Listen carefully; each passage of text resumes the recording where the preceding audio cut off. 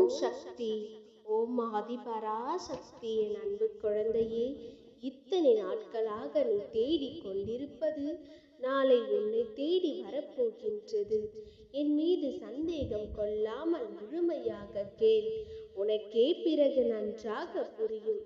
நீண்ட நாட்களாக ஒரு விஷயம் கிடைக்க வேண்டும் என்று அலைந்து திரிந்து தேடிக் கொண்டிருக்கின்றாய்.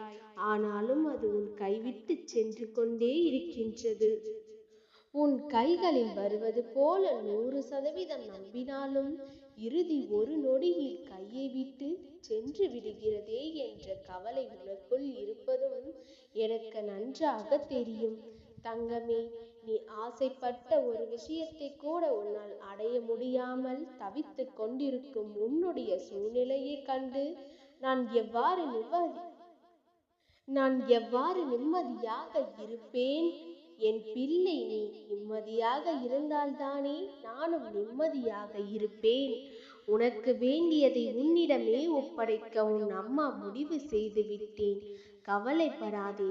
பிரச்சனையை எண்ணி ஓடிக்கொண்டே இருக்காதே. யோசி, புறப்படு. ஓடுவதற்காக அல்ல, எதிர்கொள்ள. மன தைரியத்துடன் எதிர்கொண்டால் நிச்சயம் வெற்றி உனதே. எதை நினைத்தும் கவலைப்படாமல் தைரியமாய் இரு. நீ கேட்ட ஒன்று, விரும்பிய ஒன்று கிடைக்கவில்லை என்றால் உடனே உடைந்து விடாதே. எப்படி அடைய வேண்டும் என்பதை நீதான் யோசிக்க வேண்டும்.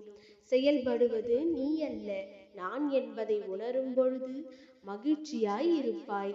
உனக்காக எப்பொழுதும் நான் இருக்கின்றேன் என்பதை புரிந்து கொள். உனக்கு ஒரு பிரச்சனை வந்தால் உன்னை காப்பாற்ற நான் இருக்கின்றேன். எதற்காகவும் பயப்படாமல் துணிச்சலோடு செயல்படு. உனக்கான நல்ல நேரம் உன்னை தேடி வந்து கொண்டிருக்கின்றது தங்கமே. நீ நினைத்தபடி உன் வாழ்க்கை மாறப் போகிறது. நினைத்த காரியம் கைகூட போகின்றது. உன் வாழ்வில் இனி வசந்தங்கள் உண்டாகப் போகின்றது. உன் வாழ்வில் நாளையில் இருந்து மகிழ்ச்சியை காண போகிறாய்.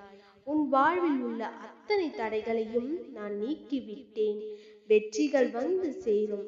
காலம் கனிந்து விட்டது. இனி உன் வாழ்க்கை பிரகாசமாகும்.